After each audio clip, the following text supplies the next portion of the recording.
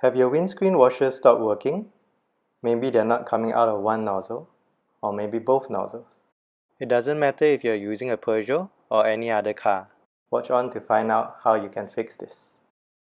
First thing you have to do is lift up the bonnet so that you can inspect the washer fluid hoses. In my case, the sound insulation material is blocking the view. We will have to remove the sound insulation material by removing all the plastic clips. Here are all the tools you'll need. You'll need a flathead screwdriver, optional if you have long nails, a set of pliers, a trim removal tool, also optional, a blade, and you'll need spare plastic clips because they will definitely break. So just start popping up the clips one by one until you get them all off. If your clips look like mine, you will need to pop out the center section first, and then you'll be able to remove the whole clip. When the pin is in, the clip will be locked.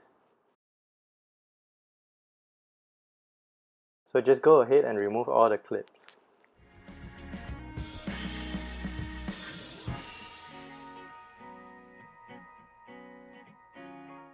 Stubborn clips will require the use of pliers. Once all the clips have been removed, you should be able to just lift the sound insulation material off. Now we can see the washer fluid hoses, so let's do a quick inspection.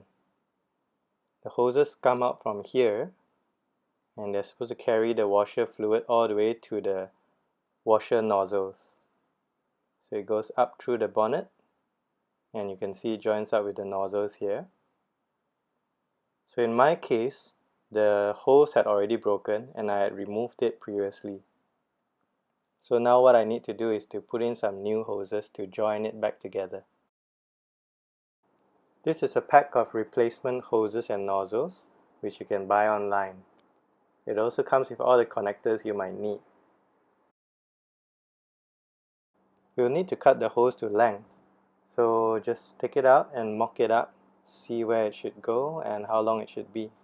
I decided to remove the nozzle first because I needed to replace the hose completely. It pops right out.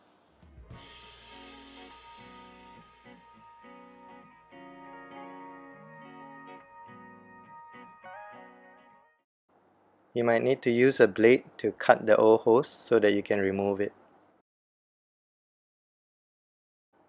Now I'm just going to attach the new hose, just push it in, and then I'll reinsert the washer nozzle. Just push it in and it should click into place.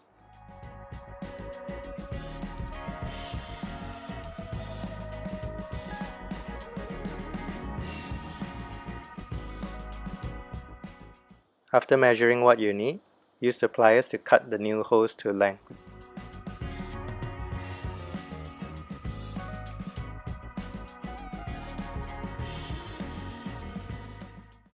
Now that we have everything connected, we'll want to test it out before we put the sound insulation material back on. So make sure you clear off all the tools that you had lying around and close the bonnet.